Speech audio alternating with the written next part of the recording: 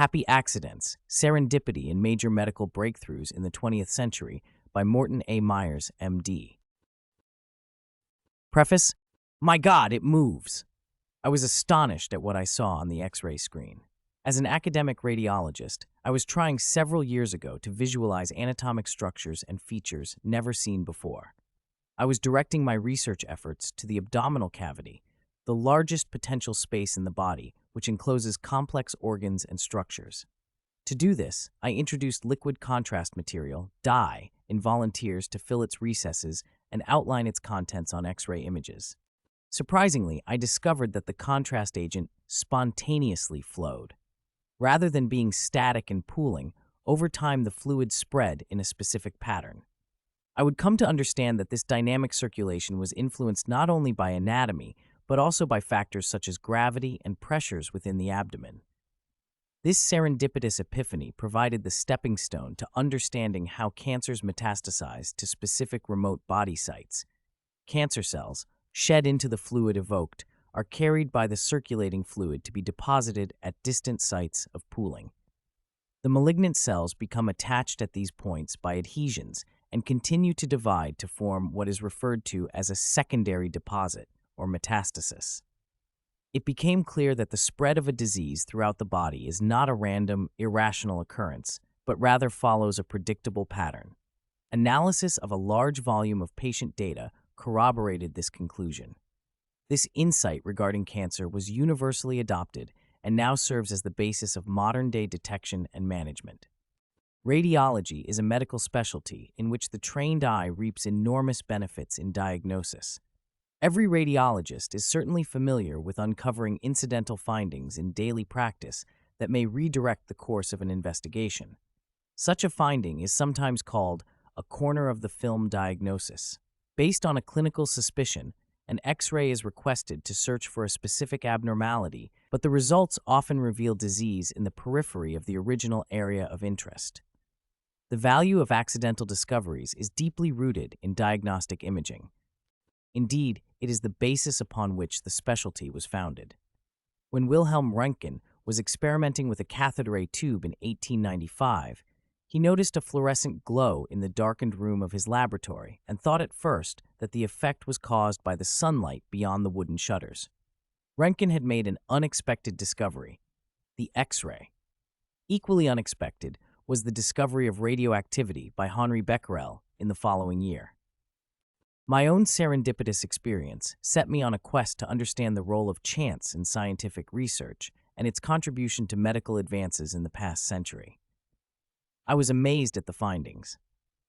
Most people have had at least one experience in which an unintentional action or inadvertent observation, or perhaps even simple neglect, led to a happy outcome, to something they could not or would not have been able to accomplish even if they had tried.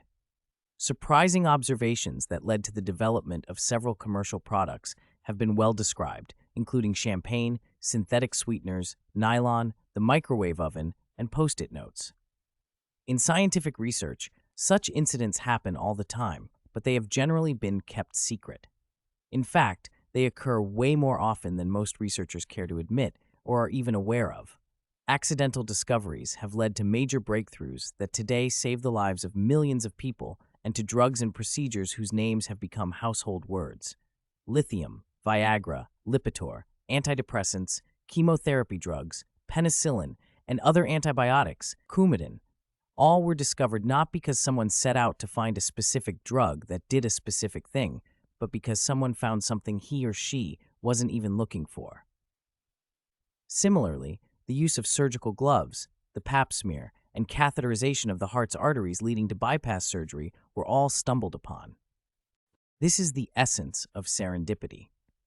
Although the term has become popularized to serve as the synonym for almost any pleasant surprise, it actually refers to searching for something but stumbling upon an unexpected finding of even greater value, or, less commonly, finding what one is looking for in an unexpected way. Discovery requires serendipity. But serendipity is not a chance event alone. It is a process in which a chance event is seized upon by a creative person who chooses to pay attention to the event, unravel its mystery, and find a proper application for it. Many of the most important breakthroughs in modern medicine have routinely come from unexpected sources in apparently unrelated fields, have often been the work of lone researchers or small close-knit teams operating with modest resources and funding, and have depended crucially on luck, accident, and error. With luck, the essential human factor is sagacity. While serendipity is essential to discovery, it is nothing without the human beings who know an opportunity when they see one. Lucky accidents or happenstance that could point the way to great discoveries occur every day, but few people recognize them. Successful scientists may have the insight and creativity to recognize a eureka moment when it happens, see the potential, and know what to do to take it to the next step. The scientific literature very rarely reflects this reality. The dominant convention of all scientific writing is to present discoveries as rationally driven and to let the facts discovered speak for themselves. This humble ideal has succeeded in making scientists look as if they never make errors, that they straightforwardly answer every question they investigate. It banishes any hint of blunders and surprises along the way. Consequently, not only the general public but the scientific community itself is unaware of the vast role of serendipity in medical research. Typically, a discoverer may finally admit this only toward the end of his or her career, after the awards have been received. Memoirs, autobiographies, and Nobel Prize acceptance speeches may reveal the true nature of the discovery. From personal interviews with several Nobel laureates and winners of the prestigious Albert Lasker Award, I have come to understand the factors that have driven many of the critical medical advances of the 20th century. This book is intended to be a comprehensive account for a general or scholarly readership of the importance of serendipity in modern medicine. It reveals the crucial role of chance in each of the four major fields of medical advances in the past century: infectious disease, cancer, heart disease, and mental illness. These pivotal discoveries are part of our everyday culture. Most of us are familiar with or directly benefit from the products and procedures that have resulted. Casting a critical eye on the way in which our society spends its research dollars, Happy Accidents offers new benchmarks for deciding how to spend future research funds. We as a society need to take steps to foster the kind of creative, curiosity-driven research that will certainly result in more life-saving medical breakthroughs. Fostering an openness to serendipity has the potential to accelerate medical discovery as never before. Introduction. Serendipity, science's well-guarded secret. I exist, but only in you if you want me. All things are meaningless accidents, works of chance, unless your marveling gaze, as it probes, connects, and orders, makes them divine. Wilhelm Wilms, God Speaks. Contemplating the genesis of the great medical breakthroughs of the last century, most people picture brilliant, well-trained scientists diligently pursuing a predetermined goal, laboriously experimenting with first this substance and then that substance, progressing step by step to a eureka moment when the sought-after cure is at last found. There in the mind's eye is Marie Curie, stirring a vat of pitchblende over many years to recover minute amounts of radium, or Paul Ehrlich testing one arsenical compound after another until he finds salvarsan, the magic bullet against syphilis, on his 606th attempt. In the contemporary setting, one looks to what might be called big science. Surely, we imagine, in the halls of ivy-draped universities and the gleaming labs of giant pharmaceutical companies, teams of researchers in smart white coats are working in harmony to cure cancer, banish the common cold, or otherwise produce the next big thing in medicine. For its own reasons, the medical establishment is happy to perpetuate these largely false images. By tradition and protocol, it presents science as a set of facts and strong beliefs that, like the Ten Commandments, have been set in stone by a distant, all-knowing authority, and, if followed, will lead inevitably through a linear process to the desired results. Furthermore, it portrays the history of scientific advances as a sequence of events that have led to more or less direct progress. The reality is different. Progress has resulted only after many false starts and despite widespread misconceptions held over long periods of time. A large number of significant discoveries in medicine arose, and entirely new domains of knowledge and practice were opened up, not as a result of painstaking experimentation, but rather from chance and even outright error.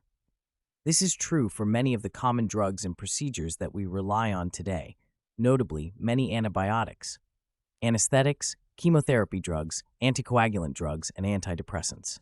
Consider the following examples, all typical of how things happen in medical research. At the Johns Hopkins Hospital in 1947, two allergists gave a new antihistamine, Dramamine, to a patient suffering from hives. Some weeks later, she was pleased to report to her doctors that the car sickness she had suffered from all her life had disappeared. Doctors Leslie Gay and Paul Carliner tested the drug on other patients who suffered from travel sickness, and all were completely freed of discomfort, provided the drug was taken just before beginning the potentially nauseating journey.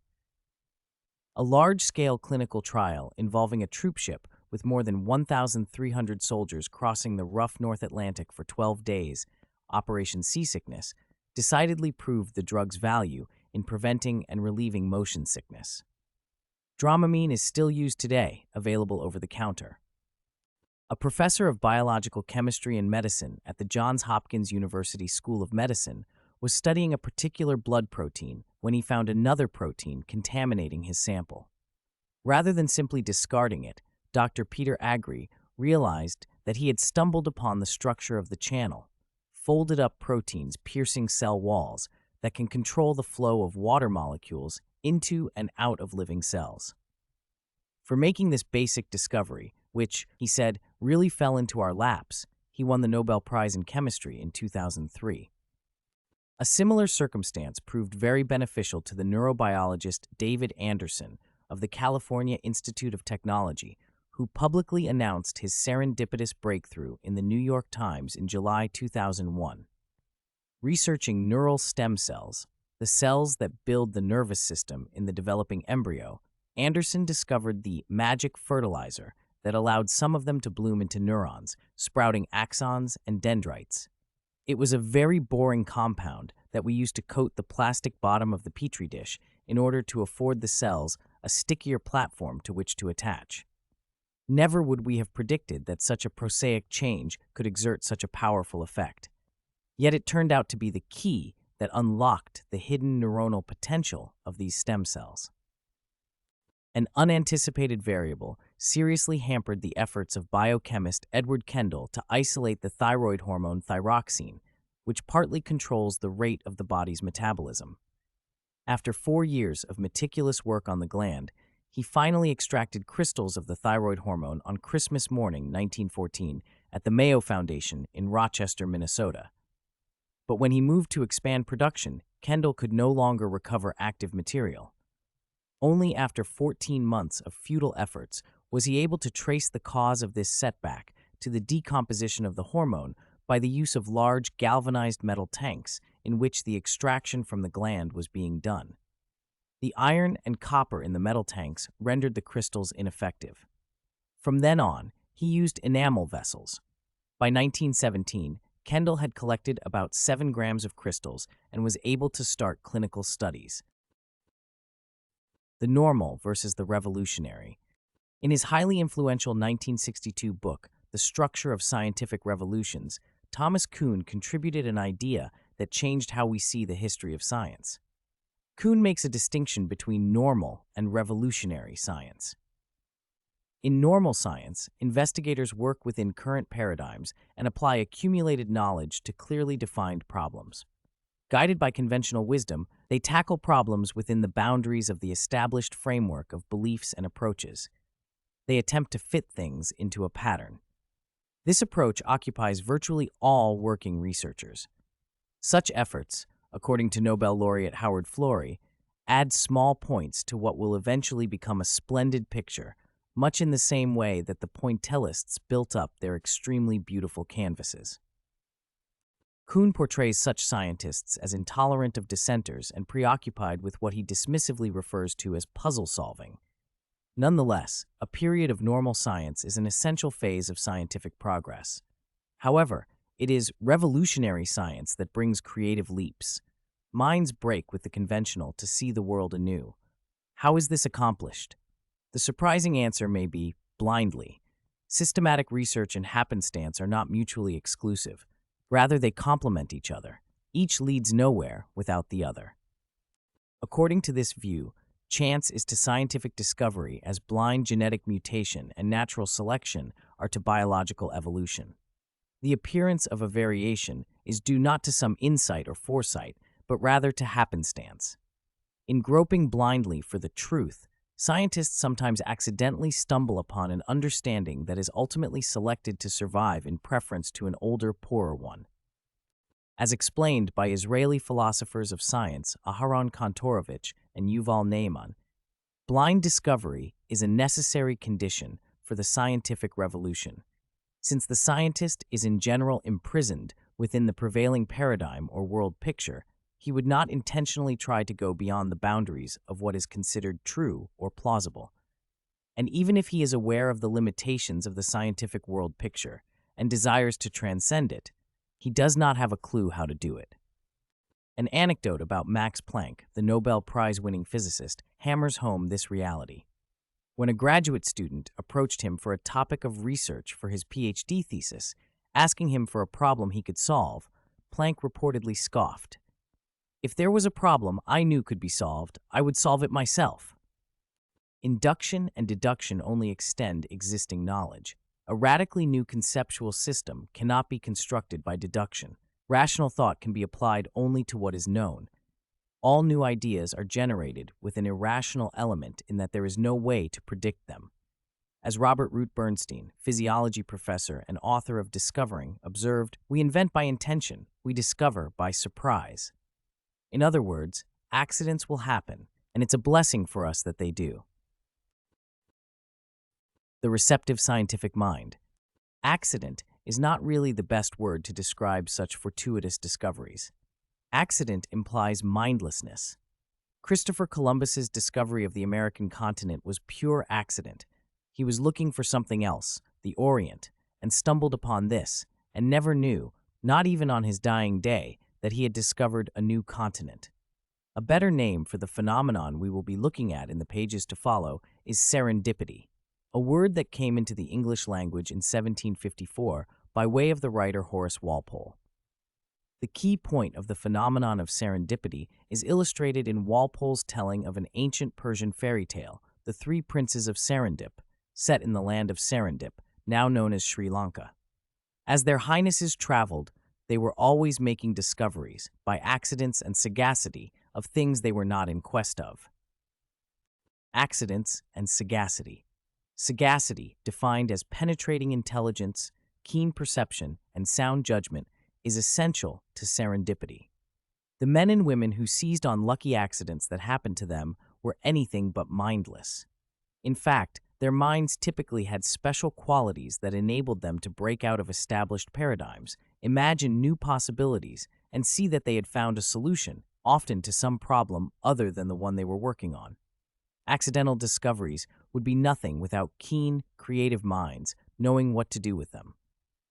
The term serendipity reached modern science by way of physiologist Walter B. Cannon, who introduced it to Americans in his 1945 book, The Way of an Investigator. Cannon thought the ability to seize on serendipity was the mark of a major scientist. The word is now loosely applied in the popular media to cover such circumstances as luck, coincidence, or a fortunate turn of events. This sadly distorts it. Serendipity means the attainment or discovery of something valuable that was not sought, the unexpected observation seized upon and turned to advantage by the prepared mind. The key factor of sagacity has been lost. Chance alone does not bring about discoveries. Chance with judgment can.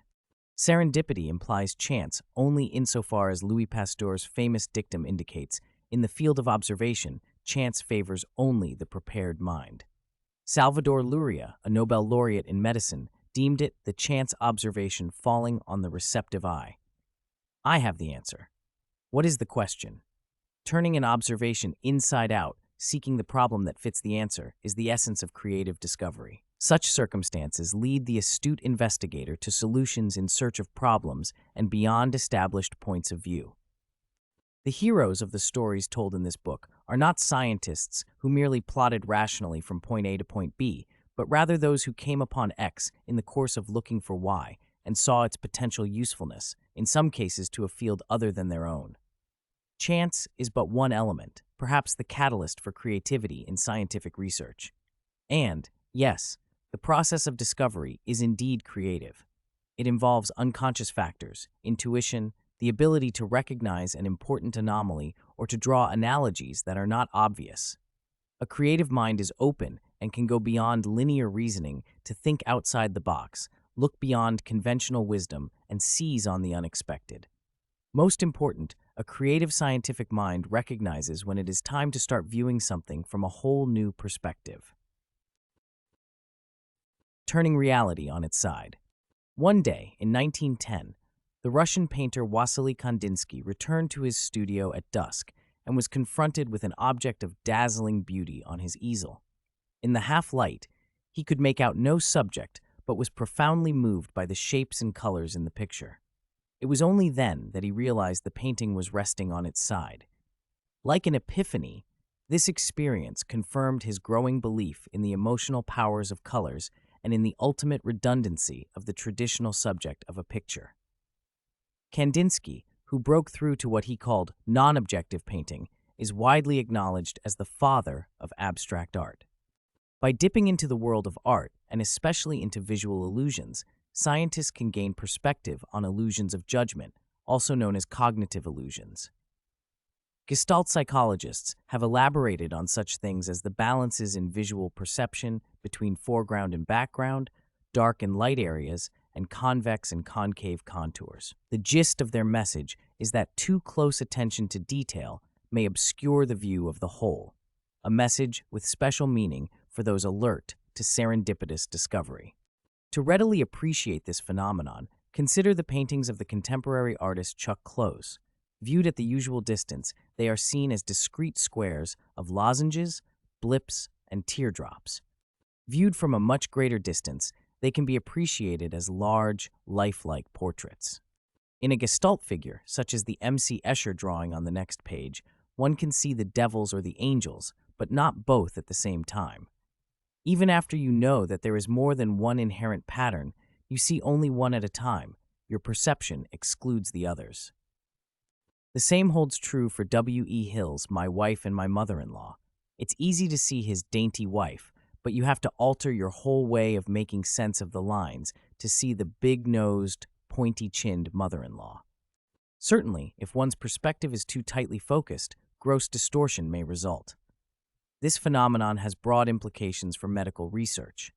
So does the human tendency to believe that one's partial view of an image, or indeed a view of the world, captures its entirety. We often misjudge or misperceive what is logically implied or actually present. In drama, this may lead to farce, but in science, it leads to dead ends. Illustrative of this phenomenon are poet John Godfrey Saxe's 6 Blind Men from his poem The Blind Men and the Elephant, observing different parts of an elephant and coming to very different but equally erroneous conclusions about it. The first fell against the elephant's side and concluded that it was a wall. The second felt the smooth, sharp tusk and mistook it for a spear. The third held the squirming trunk and knew it was a snake. The fourth took the knee to be a tree. The fifth touched the ear and declared it a fan, and the sixth seized the tail and thought he had a rope. One of the poem's lessons: each was partly in the right, and all were in the wrong. Robert Park, a professor of physics at the University of Maryland and author of Voodoo Science, recounts an incident that showed how expectations can color perceptions. It happened in 1954 when he was a young Air Force lieutenant driving from Texas into New Mexico. Sightings of UFOs in the area of Roswell, New Mexico, were being reported frequently at the time. I was driving on a totally deserted stretch of highway. It was a moonless night, but very clear, and I could make out a range of ragged hills off to my left, silhouetted against the background of stars. It was then that I saw the flying saucer. It was again off to my left, between the highway and the distant hills, racing along just above the rangeland. It appeared to be a shiny metallic disc viewed on edge, thicker in the center, and it was traveling at almost the same speed I was. Was it following me? I stepped hard on the gas pedal of the Oldsmobile, and the saucer accelerated. I slammed on the brakes, and it stopped. Then I could see that it was only my headlights, reflecting off a single phone line strung parallel to the highway. Suddenly, it no longer looked like a flying saucer at all. People, even scientists, too often make assumptions about what they are seeing, and seeing is often a matter of interpretation or perception. As Goethe said, we see only what we know. As they seek causes in biology, researchers can become stuck in an established mode of inquiry when the answer might lie in a totally different direction that can be seen only when perception is altered.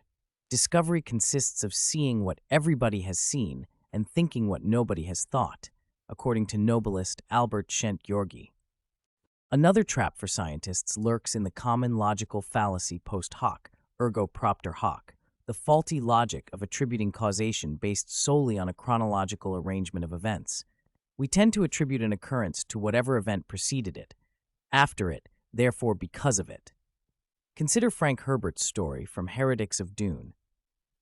There was a man who sat each day looking out through a narrow vertical opening where a single board had been removed from a tall wooden fence.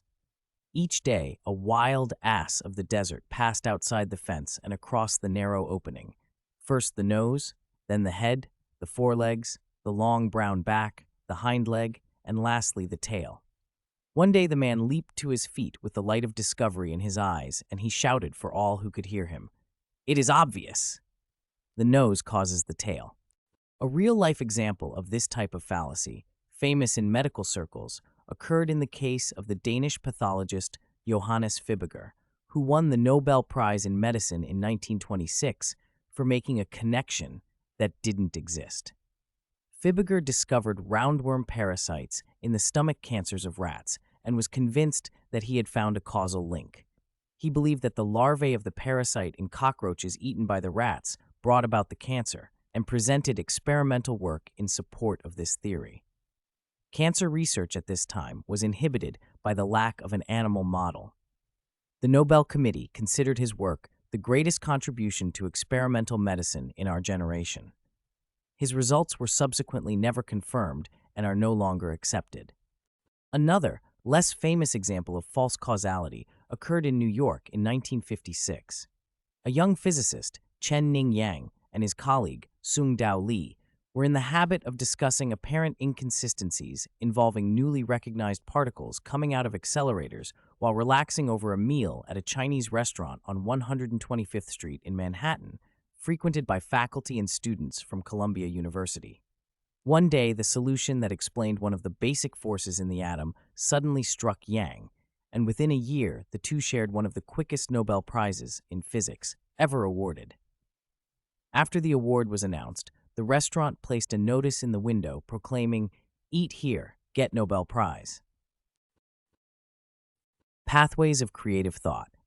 Researchers and creative thinkers themselves generally describe three pathways of thought that lead to creative insight: reason, intuition, and imagination. Three pathways of creative thought. Reason, logic. Intuition, informal patterns of expectation of experience. Imagination, visual imagery born. While reason governs most research endeavors, the most productive of the three pathways is intuition. Even many logicians admit that logic, concerned as it is with correctness and validity, does not foster productive thinking. Einstein said, "The really valuable factor is intuition. There is no logical way to the discovery of these elemental laws. There is only the way of intuition, which is helped by a feeling for the order lying behind the appearance." The order lying behind the appearance. This is what so many of the great discoveries in medicine have in common. Such intuition requires asking questions that no one has asked before. Isidore Rabi, the Nobel Prize-winning physicist, told of an early influence on his sense of inquiry. When he returned home from grade school each day, his mother would ask not, "Did you learn anything today?" but "Did you ask a good question today?" Gerald Edelman, a Nobel laureate in medicine, affirms that the asking of the question is the important thing. The idea is, can you ask the question in such a way as to facilitate the answer? And I think really great scientists do that. Intuition is not a vague impulse, not just a hunch. Rather, it is a cognitive skill, a capability that involves making judgments based on very little information. An understanding of the biological basis of intuition, one of the most important new fields in psychology, has been elaborated by recent brain imaging studies. In young people who are in the early stages of acquiring a new cognitive skill, the right hemisphere of the brain is activated. But as efficient pattern recognition synthesis is acquired with increasing age, activation shifts to the left hemisphere. Intuition, based upon long experience, results from the development in the brain of neural networks upon which efficient pattern recognition relies. The experience may come from deep in what has been termed the adaptive unconscious and may be central to creative thinking. As for imagination, it incorporates, even within its linguistic root, the concept of visual imagery. Indeed, such words and phrases as insight and in the mind's eye are derived from it. Paul Ehrlich, who won the Nobel Prize in Medicine in 1908 for his work on immunity, had a special gift for mentally visualizing the three-dimensional chemical structure of substances. Benzene rings and structural formula disport themselves in space before my eyes. Sometimes I am able to foresee things recognized only much later by the disciples of systemic chemistry. Other scientists have displayed a similar sort of talent, leading to breakthroughs in understanding structures. Creativity is a word that most people associate with the arts, but the scientific genius that leads to great discoveries is almost always rooted in creativity, and creativity in science shares with the arts many of the same impulses. Common to both are the search for self-expression, truth, and order, an aesthetic appreciation of the universe, a distinct viewpoint on reality, and a desire for others to see the world as the creator sees it. The novelist Vladimir Nabokov bridged the tension between the rational and the intuitive in his observation that there is no science without fancy and no art without fact. Among artists, the creative urge with its sometimes fevered obsession has entered our folklore. Legend has it that one day, when Sir Walter Scott was out hunting, a sentence he had been trying to compose all morning suddenly leaped into his head. Before it could fade, he shot a crow, plucked off one of its feathers, sharpened the point, dipped it in the bird's own blood, and recorded the sentence. In the 20th century, Henri Matisse, bedridden in his villa near Nice during his recovery from abdominal surgery, could not restrain himself from using a bamboo stick with chalk at its tip to draw on his bedroom wall. Among scientists, the creative urge is no less compelling. Creative people are open-minded and flexible in the face of unusual experiences. They are alert to the oddity of unexpected juxtapositions and can recognize a possibility even when it is out of context. In his massive work, The Act of Creation, Arthur Koestler proposes that bold insights are produced by juxtaposing items that normally reside in different intellectual compartments, a process he terms bisociation. In many scientific discoveries, he asserts, the real achievement is seeing an analogy where no one saw one before. In the late 1940s, the biologist Asa Rothstein saw such an analogy. He was working at a unit of the then-secret Manhattan Project established at the University of Rochester. At that time, the cell membrane was basically an abstract notion, and the leading concept simply regarded diffusion across it as being of a passive nature. Rothstein was studying the toxic action of uranium salts on cells. Laboratory data were coming out well and reproducibly until, suddenly, everything went wrong. There was no progress, and no two results were the same. One day, when Rothstein walked into his lab, he noticed a box of detergent that was used in the lab to clean glassware. On the box, surrounded by a flashy red star, were the words, New Improved Dreft. Comparing its label to that of an old box of Dreft, Rothstein saw that the new version contained an added ingredient, a water softener. As it turned out, this softener coated glass tenaciously and chemically bound the material Rothstein was studying, uranium ions, to the surface of the glass. His creative mind then made an extraordinary leap. He wondered about a possible analogy. If there is binding on the surface of glass, could there be binding on the surface of a cell? Seizing upon this capability of the chemical in the water softener, he went on to prove that there are binding sites on the cell surface as well. Fortune had provided him with a contaminant similar to the natural enzymes involved in transport across the cell membrane. But Fortune might have come calling in vain if not for Rothstein's ability to draw the essential analogy. Some 10 years before the cell membrane could actually be seen with the development of electron microscopy, Rothstein's accidental discovery enabled him to show that it was a metabolically active structure containing enzymes critical in transport mechanisms. Analogical thinking has certainly been a cornerstone of science. The 17th century English physiologist William Harvey compared the heart to a pump. The physicists Ernest Rutherford and Niels Bohr pictured the atom as a tiny solar system. Every concept we have, writes the cognitive scientist Douglas R. Hofstadter, is essentially nothing but a tightly packaged bundle of analogies. Drawing analogies is one part of the creative discovery process, but an equally important one is seeing things that don't quite make sense. Thomas Kuhn introduced the idea that revolutions in science arise from the recognition of anomalies. Kuhn observed that the accumulation of anomalies, findings that cannot be assimilated into an accepted scientific framework, tradition, or paradigm, paves the way for scientific revolution. A single anomalous observation may stimulate an initial inquiry, but most productive to an alert mind is a special sort of anomaly, one that clearly falls into a class of anomalies. Resolving just one can provide insight into a whole category of more complicated ones. For example, the era of cancer chemotherapy was initiated by the recognition of never-before-seen symptoms in sailors saturated for long periods with liquid mustard gas during a military disaster in World War II.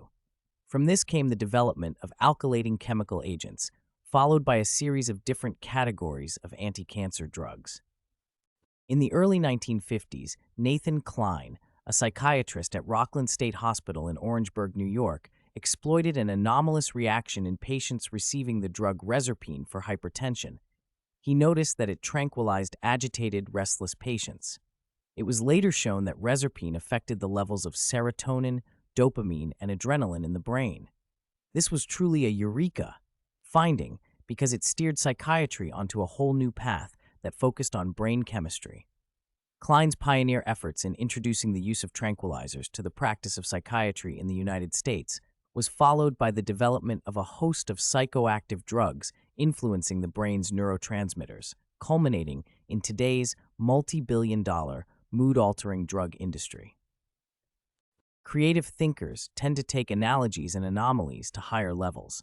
They have a gift for seeing similar differences and different similarities, phrases coined by the British theoretical physicist David Bohm. True creation, Bohm argues, relies upon perceiving a new fundamental set of similar differences that constitutes a genuinely new order. Indeed, it is the recognition of anomalies, discrepancies, inconsistencies, and exceptions that often leads to the uncovering of a truth, perhaps one of greater magnitude than the one originally pursued. Writing of Charles Darwin, his son said, "Everybody notices as a fact an exception when it is striking and frequent, but he had a special instinct for arresting an exception. A point apparently slight and unconnected with his present work is passed over by many a man almost unconsciously with some half-considered explanation, which is in fact no explanation. It was just those things that he seized on to make a start from." The ideal scientific mind comfortably incorporates unanticipated factors into an established body of work, or more likely, follows it in completely new directions. Such a mind handles error, inconsistencies, and accidents in a characteristic way that represents a special mark of creativity. In other words, the open mind embraces serendipity and converts a stumbling block into a stepping stone. As Winston Churchill whimsically observed, "Men occasionally stumble across the truth, but most of them pick themselves up and hurry off as if nothing happened." When insight strikes, a perceptive breakthrough may be likened to grasping the hidden figure in a Gestalt diagram. In the 1950s, Rosalind Yalow, a biophysicist, and Solomon Burson, a physician, at the Bronx VA hospital began using radioisotopes, radioactive forms of chemical elements, to study diseases. At that time, it was believed that the high levels of sugar in the blood of adult diabetics were due to insulin deficiency. Some researchers hypothesized that it was probably destroyed by a liver enzyme once it entered the bloodstream. To their surprise, the researchers found that injected radioactive insulin remained longer, albeit uselessly, in diabetic patients who had received insulin than in people who had never received insulin before. Further studies led to an astonishing discovery. A large plasma protein, a gamma-globulin antibody, was called forth as part of the body's immune system, inactivating the insulin and keeping it in the bloodstream. Then a eureka moment occurred that would have delighted the Gestalt psychologists of perception. Because both natural insulin and injected radioactive insulin compete for sites on the antibody molecule, the amount of the natural hormone present in a patient's body can be measured. A curved line viewed from one side is convex, but viewed from the other side is concave. As Yalo put it, once you saw it one way, you saw it the other way. The inverse would measure the hormone itself. In this way, an unexpected finding combined with a flash of insight and the method of radioimmunoassay was born. The term was aptly chosen because the method used radioactively tagged substances to measure antibodies produced by the immune system.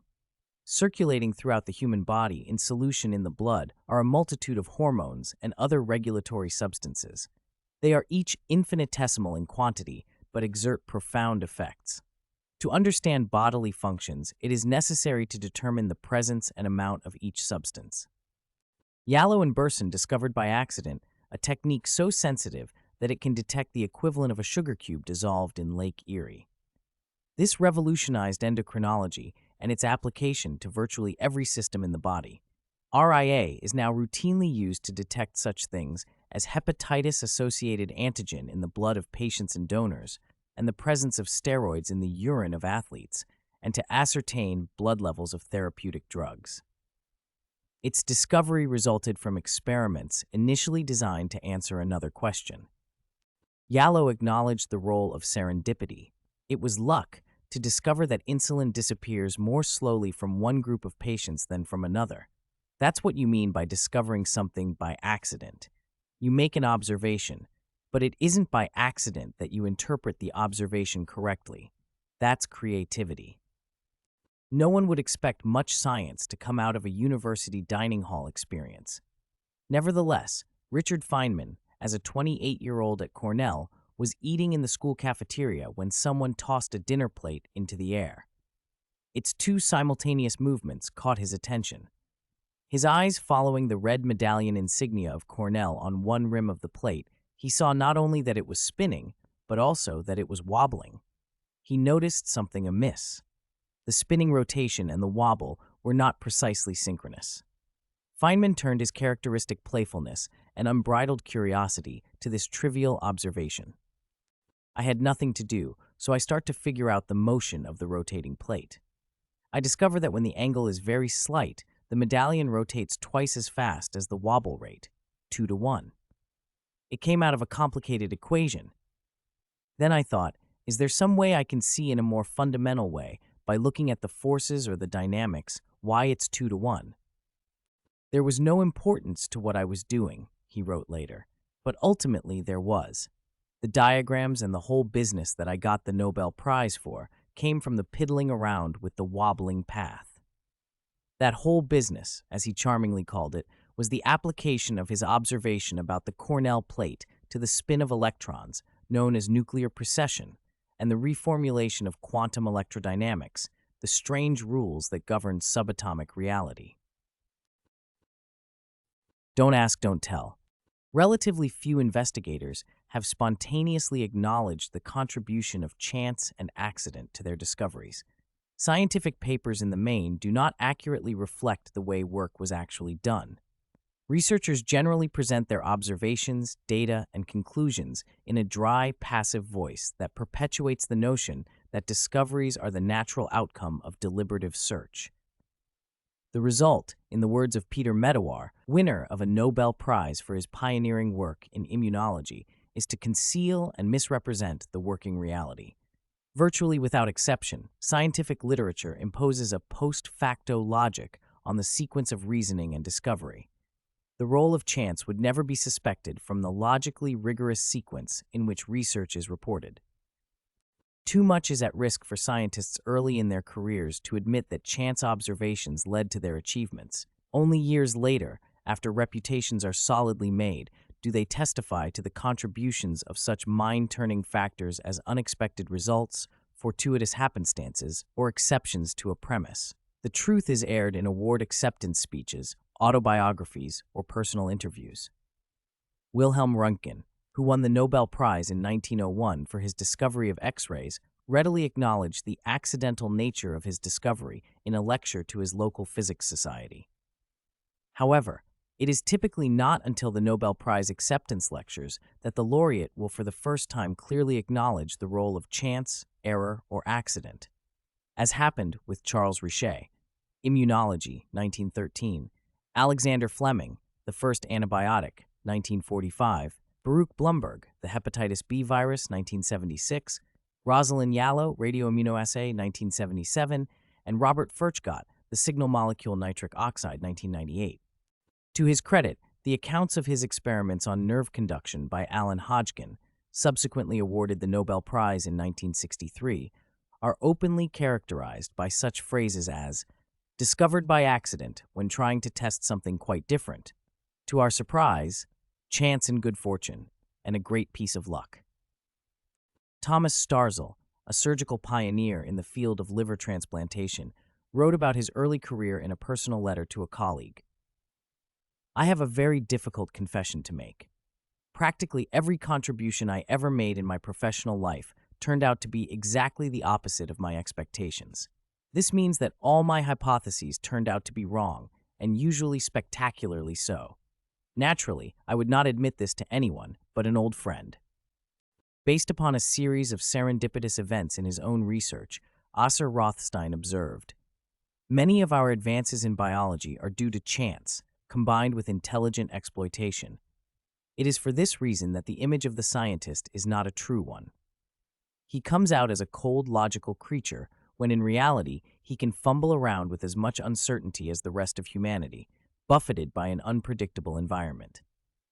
Peter Medawar has asserted that any scientist who is not a hypocrite will admit the important part that luck plays in scientific discovery. Writing in 1984, after a distinguished career in immunology with the National Institute for Medical Research in England, J. H. Humphrey stated, "Most of my experiments that led to anything novel or interesting arose because of some unexpected or chance observation that I was fortunate in being able to follow up." Humphrey felt obligated to make the point not only in his recollection, but eventually in the British Medical Journal, where he wrote rather forcefully, "I am aware from personal experience or from acquaintance with the people concerned how little the original purpose of some important experiments had to do with the discoveries which emerged from them. This is rarely obvious from the published accounts.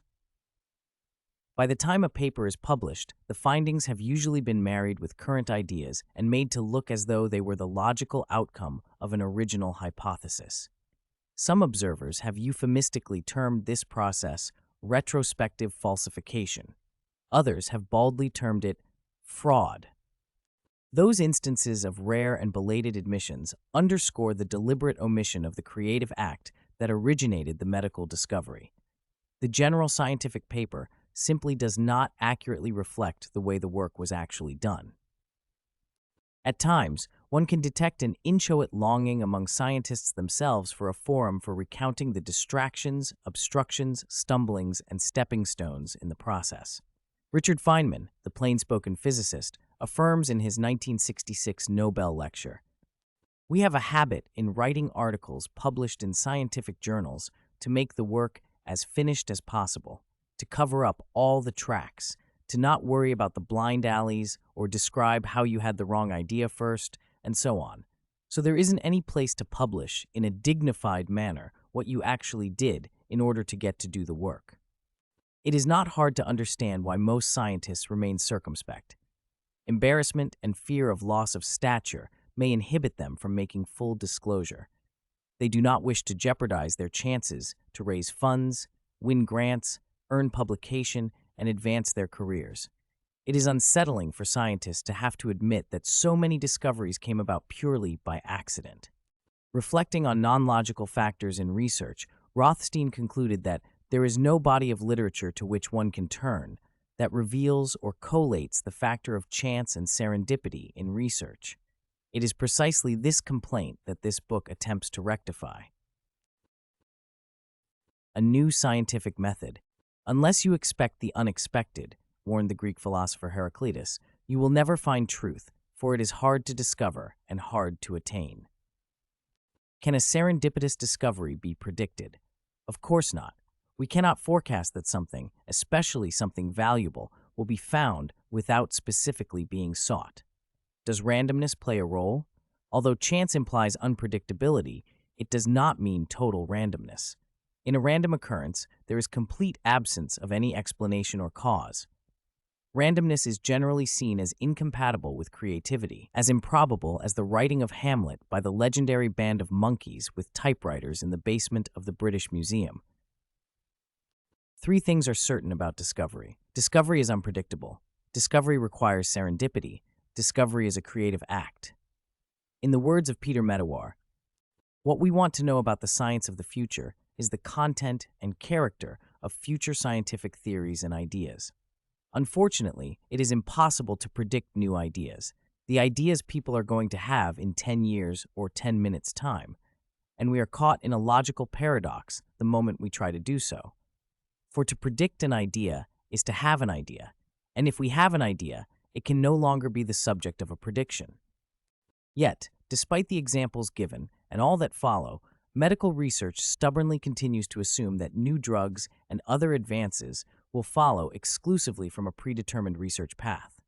Many, in fact, will. Others, if history is any indication, will not. They will come not from a committee or a research team, but rather from an individual, a maverick who views a problem with fresh eyes.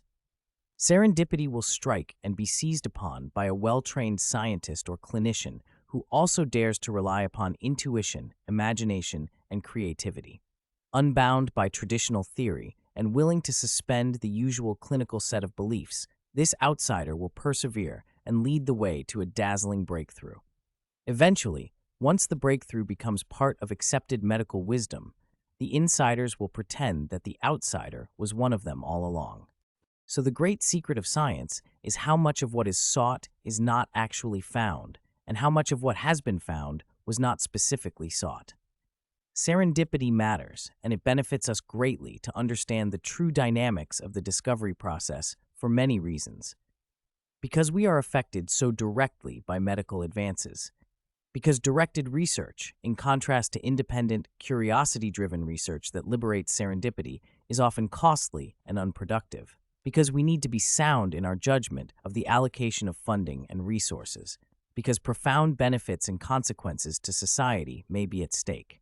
And, perhaps an equally compelling reason, because we thrill to hear and understand the many fascinating stories that lie at the intersection of science, creativity, and serendipity.